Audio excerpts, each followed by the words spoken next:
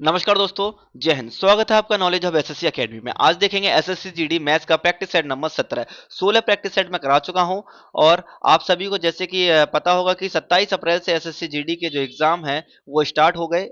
आपने सभी नए स्लॉट बुक कर लिया होगा जिसमें 4 वीक दे रखे थे। ठीक है, और अपनी तैयारी को बेहतर अच्छे से करते रहना क्योंकि अब एंड मौका आ चुका है। अब समय ज्यादा बचा नहीं है, आपको प्रैक्टिस डेली करनी है, अब आपको ढील नहीं करनी है। तो प्रैक्टिस सेट के लिए आप हमारे यूट्यूब चैनल को ज्वाइन कर लीजिए। तो शुरुआत करते हैं बिना किसी देरी के।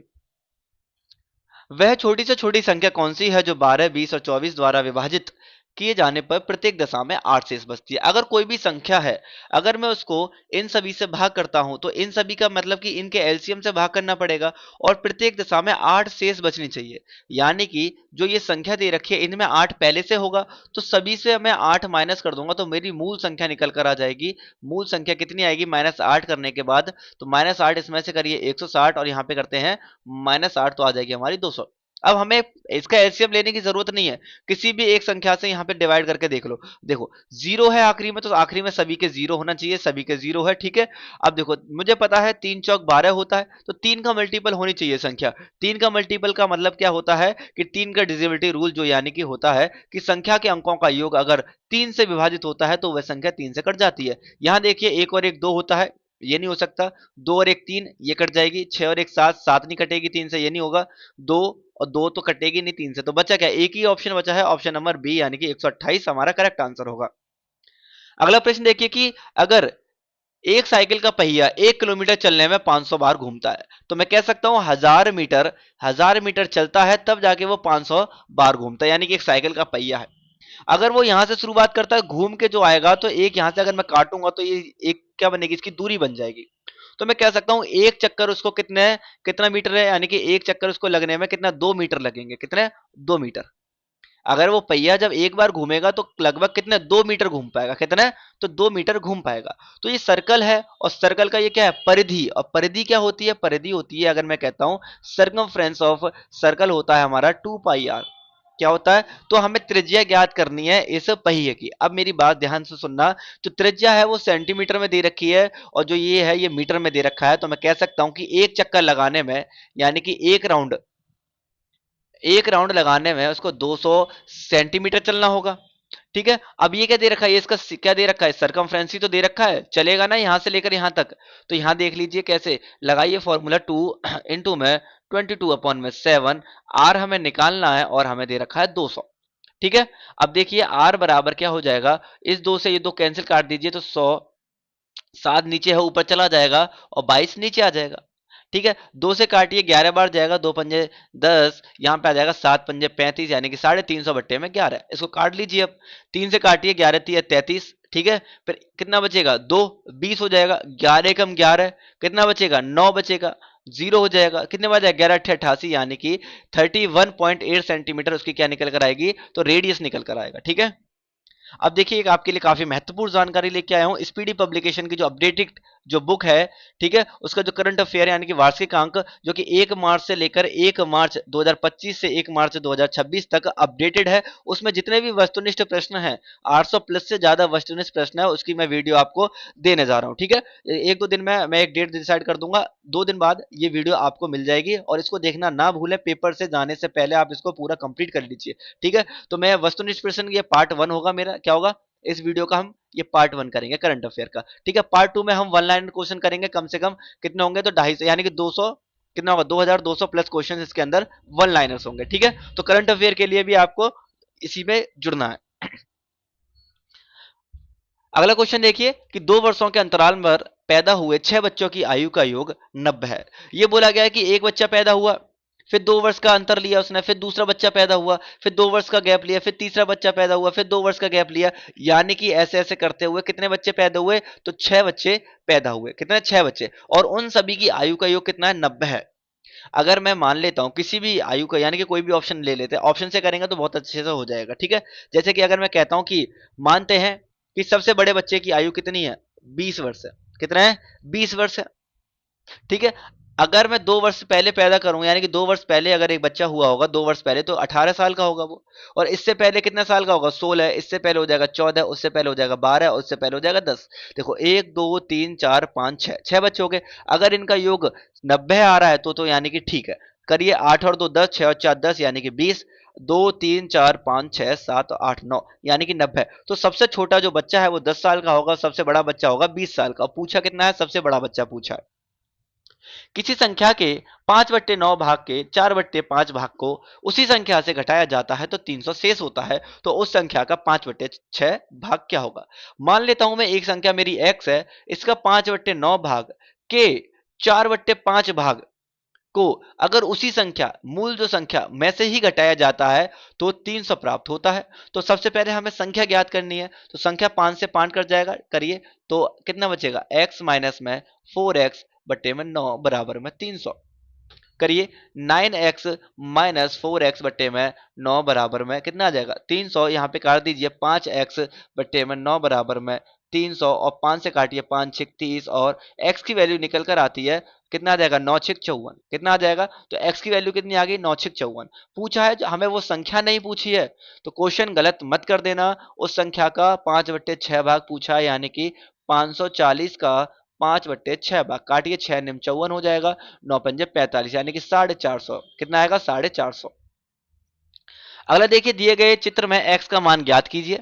ठीक है, x का मान ज्ञात करिए। कैसे करेंगे? अंडर रूट में 100 माइनस का x बराबर में अंडर रूट में 150 माइनस का अंडर रूट 36। मुझे पता है 36 का जो अंडर रूट होता है वो 6 होता है, तो मैं यहाँ पे कह सकता हूँ अंडर रूट में 150 माइनस का 6 हो जाएगा। अगर मैं 150 में से 6 घटाऊंगा तो 144 आएगा, और यहाँ पे आ जाएगा 100 माइनस का x। इस अंडर रूट से ये अंडर रूट कैंसिल हो जाएगा। ठीक है, तो कितना बचेगा? 100 माइनस का x बराबर में 144, और x की वैल्यू कितनी आएगी? माइनस में 144 माइनस के 100 बराबर में 44। ये माइनस x, लेकिन x की वैल्यू पूछी है तो ये माइनस इधर पहुंच जाएगा, तो यहाँ पे आ जाएगा हमारा माइनस के 44, हमारा करेक्ट आंसर हो जाएगा। अगला प्रश्न देखिए, बोला गया है 4,800 रुपए का 16/2/3% का 0.25% का मान ज्ञात कीजिए। बोला गया है 4,800 का, इसकी फ्रैक्शन यानी कि साधारण भिन्न में बदलिए। 16 3 48 49, 50 बट्टे में 300। इसको 50 बट्टे में 3 यानी कि 5 बट्टे में 30 कर सकता हूं। अब बोला है 0.25%। ठीक है, तो 25% को तो प्रतिशत हटाएंगे तो 2 लगेगा, और एक एक पॉइंट है, पॉइंट को हटाएंगे तो 2 जीरो और आएंगे। ठीक है, 2 जीरो से ये 2 जीरो कैंसिल हो जाएंगे। 25 एकम 25, 25 चौका 100। 6 से काटेंगे, 6 एकम 6, 6 दूनी, सॉरी 4 एकम 4, 4 दूनी 8। 5 से काटेंगे, 5 एकम 5, 5 36, और 6 से काटेंगे, 6 दूनी 12। कितना आ जाएगा? तो 2 रुपए निकल कर आएंगे। कितना आएगा? 2 रुपए। ठीक है, आपको गलती नहीं करनी है। ठीक है, कितना आ रहा है? 2 आ रहा है। अगला क्वेश्चन देखिए कि एक स्मार्ट टीवी 16 21 00, यानी कि कितना? 1,62,100 की में खरीदा गया। इसकी कीमत पर 30% में वृद्धि अंकित की गई। इसे अंकित मूल्य पर 20% की छूट दी। मान लेता हूं कि मेरा जो लागत मूल्य है वो 100 है, लेकिन मैं 30% अधिक अंकित करता हूं, तो कितना हो जाएगा? 130 हो जाएगा। छूट दी गई है किस पर? अंकित मूल्य पर। हमेशा अंकित मूल्य पर ही छूट दी जाती है। अगर मैं छूट करूंगा तो 20 की छूट दूंगा तो 180 पर, तो बचा कितना? 80। तो 13 अट्ठे कितना हो जाता है? 104। 104 की छूट दी। पूछा है स्मार्ट टीवी पर लाभ प्रतिशत ज्ञात कीजिए। ये वैल्यू हमें धोखा देने को दी गई है। अगर ये पूछता कि विक्रय मूल्य ज्ञात करिए तो इस वैल्यू की जरूरत है, अन्यथा हमें किसी वैल्यू की जरूरत नहीं है, क्योंकि प्रतिशत पूछा है और प्रतिशत के लिए हमें इतना ही काफी है। अब 100 का मेरा सीपी है, ये मेरा एसपी निकल कर आया। 100 की चीज मैंने 104 की बेच दी, तो 4 का लाभ होता है कितने से? 100 से। इंटू में 100 बराबर में कितना आ जाएगा? तो 4% का मेरा क्या होता है? प्रॉफिट होता है। अगला देखिए, अमर और कमल क्या है? एक अमर है और एक कमल है। 8:7 के अनुपात में कुछ राशि का निवेश करते हैं। ठीक है, 6 महीने बाद कमल की राशि के बराबर राशि के साथ आमिर उनके साथ जुड़ गया, यानी कि जो राशि किसकी थी? कमल की थी। उसी राशि के साथ कौन जुड़ गया? तो आमिर जुड़ गया। कौन? तो आमिर जुड़ गया। कितने राशि के साथ? इसी के, कमल जितनी। ठीक है, वर्ष के अंत में अमर, कमल और आमिर के बीच का लाभ ज्ञात कीजिए। अब देखिए, जो प्रॉफिट होता है वो होता है इनकम इनटू में टाइम, यानी कि जितना आय उसने, यानी कि जितना व्यवसाय में उसने निवेश किया है गुणा में जितने समय के लिए किया है, वही हमारा प्रॉफिट होता है अकॉर्डिंग टू पार्टनरशिप। ठीक है, तो यहाँ देखिए इसने 12 महीने के लिए किया क्योंकि साल भर के लिए, लेकिन जो ये है आमिर है जो, वो 6 महीने बाद आया है, तो साल 6 महीने ही तो किया होगा उसने काम। करिए 6 एकम 7 एकम 7 7 तो 6 एकम 6 6 दूनी 12 6 दूनी 12 8 दूनी 16 7 दूनी 14 और 7 एकम 7। तो यानी कि उसके लाभ का प्रॉफिट कितना है, तो अनुपात कितना है, तो है 16 14 7, यानी कि 16 14 7, यानी कि ऑप्शन नंबर डी। एक यात्रा को 45 घंटे में पूरा करती है एक यात्रा। यह यात्रा के पहले आधे भाग को 42 किलोमीटर प्रति घंटा की चाल से चलता है और दूसरे आधे भाग को 48 किलोमीटर प्रति घंटा की चाल से चलता है। ठीक है, ये स्पीड है। पूरी यात्रा कुल दूरी ज्ञात कीजिए, यानी कि पूरी यात्रा में कुल कितनी दूरी लगी वो हमें ज्ञात करना है। ठीक है, तो इसके लिए दो कॉन्सेप्ट होते हैं। पहला तो रेशो मेथड होता है, याद रखिए टीडीएस। अगर डिस्टेंस अगर कांस्टेंट है तो स्पीड का जो इनवर्स हो जाता है वो टाइम हो जाता है। क्या हो जाता है, टाइम, यानी कि उल्टा हो जाता है। तो इसका अनुपात निकालिए कितना आएगा, 6 सत्ते 42, 6 6 6 48। ठीक है, ये स्पीड का अनुपात है। तो टाइम का अनुपात कितना होगा, तो 8 और 7 होगा। अब देखिए इन्होंने कुल यात्रा 45 घंटे में करी है, तो 7 और 8 कितना हो जाएगा, 15। और 15 की वैल्यू हमें कितनी दे रखी है, 45, और 1 की वैल्यू आ जाएगी 15 3 45, यानी कि 3। तो 8 या 24 घंटे में इसने यात्रा करी होगी, और 7 या 21 21 घंटे में इसने यात्रा करी होगी। ठीक है, एक तो ये तरीका है कि डिस्टेंस बराबर होता है स्पीड इंटू में टाइम। पहली स्पीड कितनी है, 42 गुणा में 24। ठीक है, दूसरी स्पीड कितनी है, 48 गुणा में कितना आ जाएगा, 21। ठीक है, इसको जोड़ के आप आंसर ला सकते हैं। एक तरीका तो ये हो गया। ठीक है, वरना आप कर ही देता हूं मैं। 24 दूनी 48 हो जाएगा। ठीक है, 24 दूनी 48 का 4 हो जाएगा। 24 चौका कितना होता है, 96 96। 24 चौका 96, 6 4 10, यानी कितना हो जाएगा, 6 4 10 9 1 10, 1008। ठीक है, अब यहाँ पे गुणा कर लीजिए। 21 का गुणा हम किस में करेंगे, तो इसमें करेंगे। 8 एकम 8 हो जाएगा। ठीक है, 4 एकम 4, 8 दूनी 16 और 4 20 हो जाएगा। 4 दूनी 8 और 2 10, यानी कि इतना आ जाएगा। 8 और 8 16, 02 2016 किलोमीटर की उसने दूरी तय करी। ठीक है, एक तरीका तो ये हो गया। दूसरा तरीका आता है, एक ऐसे आता है कि डिस्टेंस कितना जो पहला स्पीड बराबर क्या होता है, डिस्टेंस अपॉन टाइम होता है। तो टाइम बराबर क्या हो जाएगा, डिस्टेंस अपॉन स्पीड हो जाएगा। तो यहाँ डिस्टेंस हमें निकालना है। पहली स्पीड कितनी है, 42 किलोमीटर प्रति घंटा। दूसरी स्पीड कितनी है, दूसरा डिस्टेंस के 48 किलोमीटर प्रति घंटा, और बराबर है 45। अगर इसको भी आप सॉल्व करोगे तब भी हमारा एकदम करेक्ट आंसर आ जाएगा। ठीक है, कोई डाउट नहीं है इसमें। इससे भी आंसर आएगा हमारा, इससे भी आंसर आएगा। 15,500 लंबा एक ट्रक 106 किलोमीटर प्रति घंटा की गति से चलता है।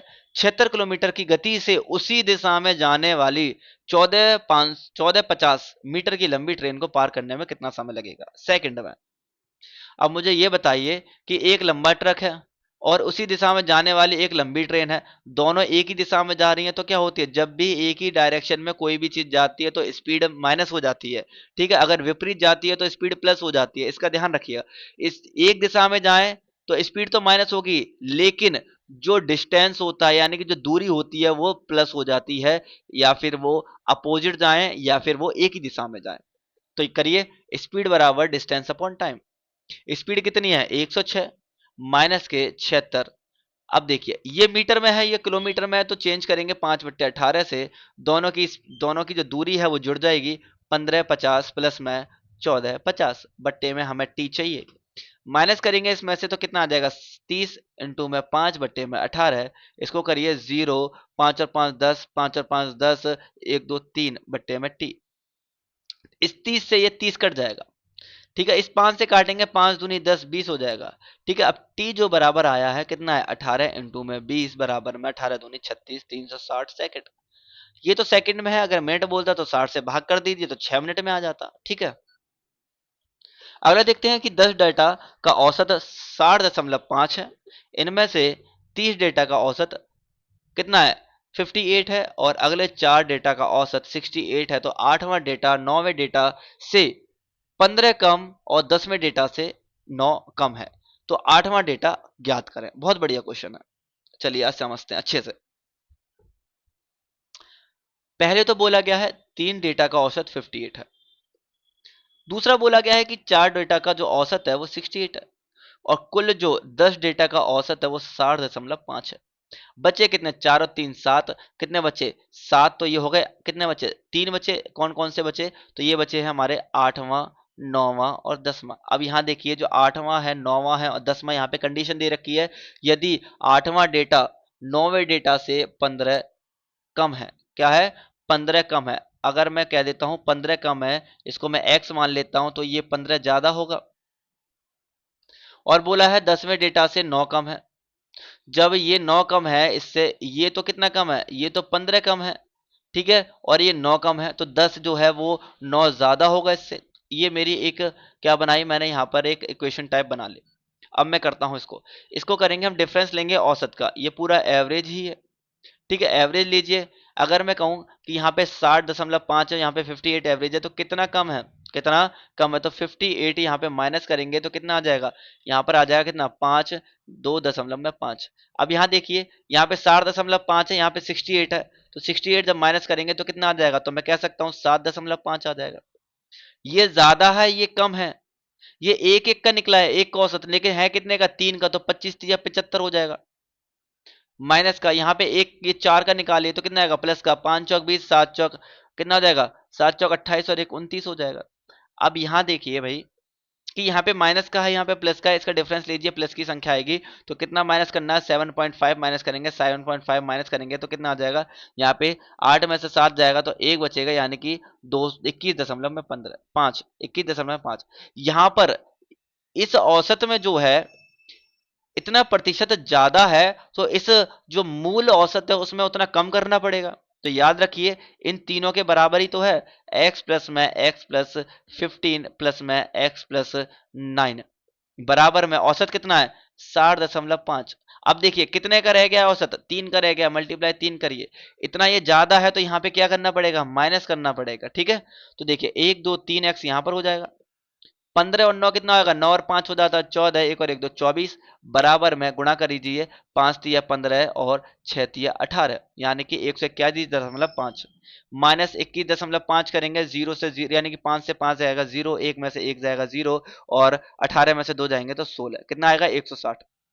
3x प्लस में 24, तो 3x बराबर कितना हो जाएगा? 160 में से 24 माइनस करेंगे, कितना आ जाएगा? तो आ जाएगा 10 में से 4 गए 6 बचेगा, और यहाँ पे आ जाएगा कितना? 5 में से 2 गए तो 3 बचेगा और 1 आ जाएगा। ठीक है, क्या यही आ रहा है? 136 को जब 3 से भाग करेंगे तो कितना आ जाएगा? 136 को 3 से भाग करेंगे तो कितना आएगा? 3 चौक 12। कुछ गलती हुई है क्या? एक बार चेक करना भाई, एक बार चेक करते हैं। ठीक है, यहाँ पे करेंगे तो कितना आएगा? 7 चौक 8, सॉरी 5 चौक 20, 7 चौक 30। एक बार ध्यान देना भाई, यहाँ पे थोड़ी गलती हो गई है मेरे से, बाई मिस्टेक है। 30 आएगा, जब 30 में से डिफरेंस लेंगे तो यहाँ पे 22 दो बच जाएगा। ठीक है, तो यहाँ पे कितना? 2.5 माइनस करना पड़ेगा, 2.5 माइनस करना पड़ेगा। जब ये माइनस करेंगे ना, तो जब माइनस करने के बाद इसमें से माइनस करेंगे तो कितना बचेगा? 160 नहीं बचेगा। ये थोड़ी मिस्टेक हो गई है, बाकी सब ठीक है, कोई दिक्कत नहीं है। यहाँ पे थोड़ी सी गलती हो गई है बस, कि 181.5 में से 22 जब माइनस करेंगे तो कितना आएगा? तो 159 आएगा। ठीक है, अब 3x प्लस में 24 बराबर में 159 माइनस के 24 करेंगे तो आ जाएगा 135। ठीक है, तो x की वैल्यू आ जाएगी 135 बट्टे में 3, यानी कि 3 चौक 12 थे 5 15, कितना आ रहा है? तो 45 आ जाएगा। ठीक है, एक तो ये मेथड है, एक दूसरा मेथड और है। ठीक है, जो काफी ज्यादा ही पसंद करते हैं लोग। पसंद क्या करते हैं? बेसिक मेथड जिसे कहते हैं। ठीक है, बेसिक मेथड क्या है? इन सभी का जो टोटल योग निकालो, इन दोनों का मल्टीप्लाई करो, इसमें इसका मल्टीप्लाई करो। ठीक है, बाकी बाद की जो संख्या है, ये वाली संख्या वहां पे पुट कर दो। ठीक है, आते हैं कि 800 पर 4.5% ब्याज की दर से 3 सालों में जितना ब्याज मिलता है उतना ही ब्याज 8% ब्याज दर पर 150 पर कितने सालों में मिलेगा? अब समझिए, बोला क्या है कि 800, यानी कि मूलधन कितना है मेरा? 800 है। बोला है 4.5%, कितना हो जाएगा? 4 दूनी 8 और एक 9, 9 बट्टे में 200। ठीक है, रेट आ गया ये। और 3 सालों में जितना ब्याज मिलता है ना, तो मैं कह सकता हूँ 800 इंटू में 9 बट्टे में 2 इंटू में 3 सालों में जितना ब्याज मिलता है उतना ही ब्याज 8% वार्षिक दर से 150 ब्याज दर पर 150 पर कितने सालों में मिलेगा? कितने सालों में, यानी कि हमें टाइम पूछा है। 2 जीरो से ये 2 जीरो कैंसिल हो गए। ठीक है, अगर मैं कहूं तो इस 1 जीरो से ये जीरो चला जाएगा, 3 से काटूंगा तो 3 से जाएगा 5 15, 5 से काटूंगा इसको, 5 से काटूंगा 5 एकम 5 और 3, यानी कि कितना है? 5 6 30। 8 से काटूंगा, 8 एकम 8, 8 दूनी 16, इस 2 से 2 चला जाएगा, यानी कि समय जो निकल कर आता है वो आता है हमारा 9 वर्ष। कितना आता है? 9 वर्ष। सुधा ने 80 रुपए में एक किताब खरीदी। क्या बोला गया है कि सुधा ने जो है वो 80 रुपए में एक किताब खरीदी, फिर 90 रुपए में उसे राधा को बेच दिया। सुधा ने, क्या नाम है, सुधा ने 80 में खरीदी और 90 में बेच दिया, किसको? राधा को। तो ये राधा का तो सीपी होगा और सुधा का जो होगा वो एसपी होगा। सुधा का क्या हो जाएगा? सुधा का एसपी होगा। सुधा ने राधा को, अब इसी सुधा ने क्या, राधा को ना दोबारा से, राधा को कितने में बेच दी? 100 रुपए में बेच दी। यानी कि राधा ने इसको अब, सॉरी, राधा ने, सॉरी, सुधा ने राधा से वापस इसे 100 रुपए में खरीद ली। सुधा ने 100 रुपए में पूछा है, तो सुधा के लिए नुकसान का प्रतिशत ज्ञात कीजिए। तो कितना प्रतिशत इसका नुकसान होगा आप बता सकते हैं? तो करिए। 100 रुपए की चीज को उसने दोबारा खरीदा,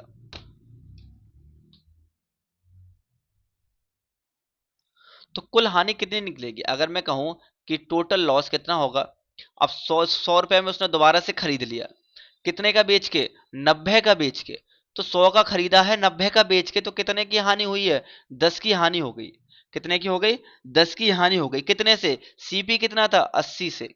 ठीक है, इंटू में 100 कर दीजिए, जीरो से जीरो कट जाएगा, आ जाएगा 12.5% की क्या होती है, इसको कुल नुकसान होता है। एक गांव में साक्षर और लोगों और निरक्षर लोगों की अनुपात जो है 8:9 है। अगर मैं कहता हूं लिटरेट और इलिटरेट पीपल जो है 8:9 में है। अगर गांव में साक्षर लोगों की संख्या बोला है, अगर लिटरेट पीपल की संख्या कितनी है? 256 है, यानी कि 8 की वैल्यू 256 है। तो गांव में निरक्षर लोगों की कुल संख्या कितनी है? निकाल दीजिए। 256 बट्टे में 8 इंटू में 9, काट दीजिए। 8 तिया 24, 8 दूनी 16, इसको काटो, 9 दूनी 18। मेरा इकाई अंक 8 आना चाहिए, जो कि एक ही ऑप्शन में, ऑप्शन नंबर डी में। 700 तक कितनी संख्याएं 3 और 5 दोनों से विभाज्य हैं? 3 और 5 दोनों से विभाज्य होने का मतलब क्या? इनके एलसीएम से विभाज्य, और इनका एलसीएम आता है 15। यानी कि 700 के ऐसे कितने पेयर हैं जो यानी कि 15 से विभाज्य हो जाएंगे, 1 से लेकर 700 तक की संख्या। तो 15 से इसको भाग करके देख लीजिए। 15 चौक 60, 15 75, ज्यादा हो जाएगा, 15 चौक 60, 10 बचेगा। ठीक है, 100 हो जाएगा, तो कितने बार जाएगा? 15 अट्ठे 104, ज्यादा हो जाएगा।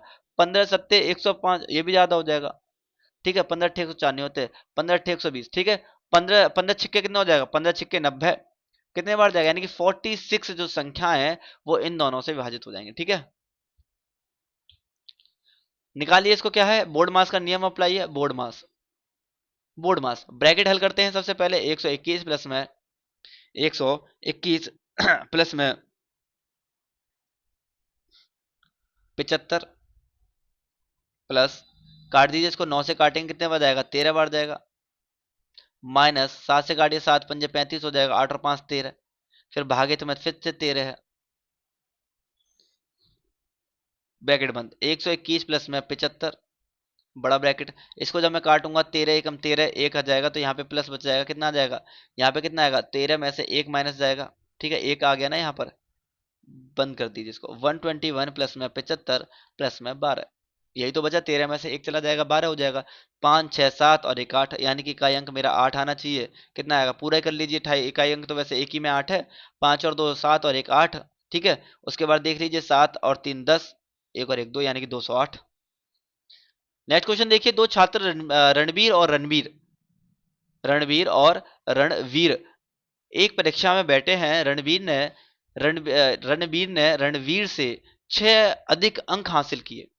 यदि रणवीर के अंक उनके अंकों के योग का 56% है, तो क्रमशः रणवीर और रणवीर के द्वारा प्राप्त किए गए अंक कितने हैं? दोनों में समझते हैं। पहला तो रणवीर है, रणबीर, दूसरा रणवीर है, रणवीर। बोला है रणवीर ने रणवीर से 6 अंक अधिक, तो इसने एक्स किए होंगे, तो इसने एक्स प्लस 6 किए होंगे। यदि रणवीर के अंक, क्या बोला गया? कौन सा? रणवीर, इसके अंक। यदि रणवीर के अंक उनके अंकों के योग, इसके जो अंक हैं वो इनके अंकों के योग के योग का 56%, यानी कितना है? तो x प्लस में 6 प्लस में x का कितना प्रतिशत है? तो 56%। तो इन दोनों के हमें क्या निकालना है, तो इन दोनों का हमें क्या निकालना है, अंक निकालना है। ठीक है, कर दीजिए इसको भैया। एक्स प्लस में 6 बराबर में कितना आ जाएगा, 2x प्लस में 6। ठीक है, और 56 में आ जाएगा, कितना आ जाएगा, 56 बट्टे में 100। इसको हल कर दीजिए, 100 इधर आ जाएगा, 100x प्लस में 600 प्लस में सॉरी बराबर में 56 दूनी कितना आता है, 6 दूनी 12, 5 दूनी 10 और 11 प्लस में 6 से गुणा कर दीजिए, 6 36 हो जाएगा, 3 हो जाएगा, 6 पंजे 3, 6 पंजे सॉरी 6 पंजे 30 और 3 कितना होगा 33। हो गया, इसको हल कर लीजिए भैया। ये इधर चला जाएगा और ये इधर आ जाएगा, तो 600 माइनस के 336 बराबर में ये x है 112, x माइनस के 100x। तो 100x में से 112 में से एक 100 जाएंगे तो कितना बचेगा, 12x। इसको माइनस कर दीजिए, 10 में से 4 गए तो 6 बचेगा, 9 में से 3 गए तो कितना बचेगा, 6 बचेगा, यहाँ पे बचेगा 5 में से 3 गए तो 2 बचेगा। करिए इसको 12 से भाग करिए, x बराबर आ जाएगा 264 बट्टे में 12। 12 दूनी 24, 25 26, 12 दूनी 24, 22 कितना आ रहा है, 22 आ रहा है। रणवीर के 22 आ गए और इसमें 6 जोड़ दीजिए 28 आ जाएंगे। तो 22 और 28 देख लीजिए, एक ही ऑप्शन में है। अगला क्वेश्चन देखिए, बोला गया है कि ए बी सी क्रम से 729 486 और 1458 दिनों में एक कार्य को पूरा करते हैं। ए करता है हमारा 729 में, बी करता है हमारा 486 में और सी हमारा जो करता है 1458 में करता है। बोला गया है एक साथ कार्य करें तो वो कार्य कितने दिन में पूरा कर लेंगे। तो सबसे पहले हमें चाहिए होता है टोटल कार्य। और टोटल कार कैसे निकालते हैं, इनका एलसीएम होता है हमारा, और एलसीएम निकाला जाएगा, इनका टोटल वर्क होता है हमारा, कितना निकल कर आएगा 1458 आ जाएगा। अब 729 से करेंगे तो 9 दूनी 18 कितनी बार जाएगा, 2 बार जाएगा। इससे करेंगे तो 6 18 जाएगा और 18 का 18 जाएगा। बोला गया इन ये तीनों काम करते हैं क्या, अगर तीनों मिलकर कार्य करें तो कितने दिन में कार्य पूरा हो जाएगा। तो 1458 कुल कार्य है। टोटल क्षमता कितनी हो जाएगी, 3 और 2 5 और 1 6 हो जाएगी। इसको काट दीजिए, कितनी बार जाएगा, तो 6 एकम 6, 6 दूनी 12, 13 14, 2 6 चौक 24, 6 3 18 यानी कि 243 दिन में इसको पूरा कर लेंगे। ठीक है, बढ़ते हैं नेक्स्ट क्वेश्चन की तरफ। बोला है कि उस अर्धगोले का वक्र पृष्ठीय क्षेत्रफल ज्ञात करिए सेंटीमीटर स्क्वायर में, जिसकी त्रिज्या इतनी और पाई की वैल्यू हमें इतनी लेनी है। सबसे पहले जो हमारा हेमीस्फीयर है उसका वक्र पृष्ठीय क्षेत्रफल यानी कि कर्व सरफेस एरिया जो होता है 2 पाई r² होता है। तो 2 इंटू में 22 नहीं लेनी है हमें, 3.14 लेनी है। और r कितना है हमारा 2 पाई 55 इंटू में 55। ठीक है, इसको करिए सॉल्व, 2 जीरो नीचे आ जाएंगे। ठीक है, काट दीजिए इसको, 2 से काटेंगे 2 पंजे 10 हो जाएगा। ठीक है, 5 से काटेंगे 5 एकम 5, 5 से कम 5, फिर दोबारा से काट दीजिएगा 5 एकम 5, 5 दूनी 10, 2 से इसको काट लीजिए, 2 एकम 2 आ जाएगा, 3 बचेगा, 2 पंजे 10 और 11 2 सत्ते 14। आपको बस मल्टीप्लीकेशन अच्छे सॉरी कैलकुलेशन अच्छी होनी चाहिए आपकी, तो कर लोगे। इसको दोबारा से करेंगे, देखिए 7 मेरा आना चाहिए, सभी से 7 आ रहा है भैया, सभी में 7 आ रहा है। अब जरा देखिए गौर से, 11 है और 11 का मल्टीपल देख, 11 का जो नियम होता है वो होता है सम संख्या का पद और विषम संख्या का पद का डिफरेंस 0 या फिर 11 आए। करके देखते हैं, 8 9 और 1 10, 10 और 17 आ जाता है। यहाँ देखिए 8 और 8 16 और 1 17, 17 में 17 माइनस करेंगे 0 यानी कि एकदम ठीक है। यहाँ देखिए आ जाएगा 9 और 1 10, 10 और 7 17 आ जाएगा। और 17 यहाँ पे देखिए 9 और 6 कितना आ जाएगा 15, 17 में से 15 करेंगे 0 आता है, नहीं आता, ये भी गलत हो गया। यहाँ देखिए यहाँ पे आ जाएगा 9 और 1 10 17 आ जाएगा, और 9 और 7 कितना हो जाएगा 16 हो जाता है। इसको डिफरेंस करेंगे तो 0 आ रहा है या फिर 11 आ रहा है, नहीं आ रहा, ये भी गलत है। यहाँ देखिए 1 और 9 1 10 और 17, और 9 और 5 कितना हो जाएगा 14। इसको डिफरेंस करेंगे कितना आ रहा है, क्या 11 और 0 आ रहा है, नहीं आ रहा, तो सीधा निकाल सकते हैं हम क्या, ऑप्शन नंबर ए। ये कैलकुलेशन करना बैठ जाओ वरना या बच्चों वाली तरह। नेक्स्ट क्वेश्चन आता है कि यदि 22,500 की राशि 50% वार्षिक चक्रवृद्धि ब्याज की दर पे उधार दी जाती है तो कितने वर्ष बाद वो इतनी हो जाएगी। बोला है कि 22 यानी कि 22,500 की राशि 50% की दर से, जिसकी फ्रैक्शन वैल्यू होती है 1/2, कितनी हो जाती है, तो 50,625 हो जाती है। कितने वर्षों में होती है वही हमें पता करना है। जब भी ऐसा बोला जाए, अगर जब भी मूलधन और मिश्र धन दे रखा हो तो इनका क्या करना होता है, इनका हमेशा यानी कि इनकी हमेशा रेशो बनानी है। क्या बनानी है, इनको काटना है, काटेंगे नहीं जाएगा ना, फिर जीरो उतार के फिर उतारेंगे 2, तो कितना आएगा 25 दूनी 50, फिर जाएगा 25 पंजे 125। दोबारा काटिए इसको, 25 अट्ठे 200, 25 अट्ठे 200, 202 आ जाएगा, 25 एकम 25 कितना आएगा 81 आ जाएगा। इसको दोबारा से काटेंगे, 9 एकम 9 आ जाएगा, 9 ने 81 आ जाएगा, यानी 4:9। अब नहीं कट रही है संख्या। अब जरा देखोगे गौर से, तो इसका मैं वर्ग यानी कि वर्गमूल निकालता हूँ, ये 2 का स्क्वायर होता है और 3 का स्क्वायर होता है। तो देखिए जितनी भी पावर होती है वही हमारा क्या होता है, वही हमारा समय होता है यानी कि टाइम होता है। तो कितने वर्ष बाद हो जाएगी, तो 2 वर्ष बाद इसकी जो वो जो बाद है जो राशि हो जाएगी 50,625 हो जाएगी। उम्मीद करता हूं आपको अच्छे से क्वेश्चन समझ आए होंगे। ठीक है, और अपना स्कोर कमेंट बॉक्स में लिखना ना भूलिए, जिससे कि आपकी और ये प्रैक्टिस आप डेली करिए, जिससे कि आपका जो स्कोर है बहुत अच्छे लेवल तक हो पाए। और मिलते हैं नेक्स्ट वीडियो के साथ नेक्स्ट नेक्स्ट प्रैक्टिस सेट के साथ नेक्स्ट वीडियो में। तब तक के लिए धन्यवाद।